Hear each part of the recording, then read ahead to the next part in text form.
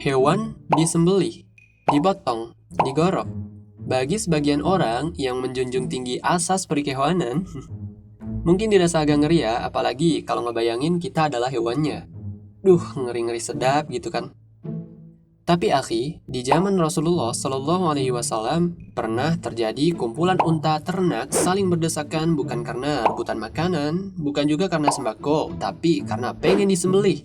GG kalau kata gamer mah.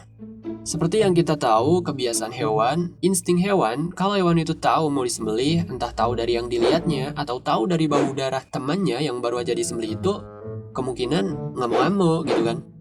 Jadi, buat mengantisipasi hal mengerikan itu, maka waktu mau disembelih, matanya itu ditutup, atau nggak boleh lihat. Contohnya di sini adalah unta.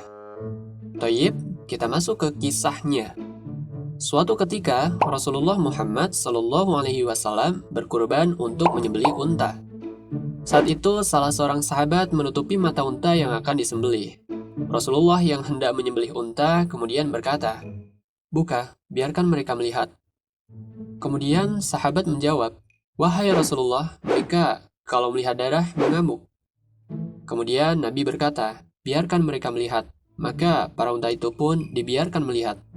Rasulullah kemudian mengeluarkan pisaunya dan menajamkannya di depan unta-unta itu. Unta itu dibiarkan melihat. Isyarat penyembelihan buat si unta. Melihat hal itu, bukannya takut, unta-unta itu justru malah menjadi saling berdesakan. Unta-unta saling berdesakan buat lebih dahulu disembelih oleh tangan Rasulullah Shallallahu Alaihi Wasallam. Saking pengennya, ada satu unta yang roboh, sedang unta yang lain menjulurkan kepalanya.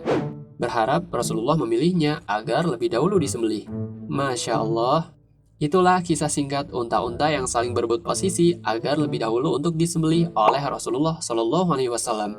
Dalam Maulid Ad-Diba, Al-Imam Muhaddis Imam Abdurrahman Ad-Dibai mengatakan, apakah kalian tidak lihat bahwa semua unta sampai saat ini yang mau menuju ke Madinah pasti mempercepat langkahnya, lebih cepat dan terburu-buru ingin sampai ke Madinah. Dan kalau mau masuk ke Madinah, pasti mengalirkan air matanya karena ingin bergegas cepat sampai ke Madinah. Masya Allah, ternyata sebegitu besarnya ya cinta hewan-hewan ini kepada Rasulullah Shallallahu Alaihi Wasallam. Jadi, itu aja kisahnya. Akhirul kalam. Wassalamualaikum warahmatullahi wabarakatuh.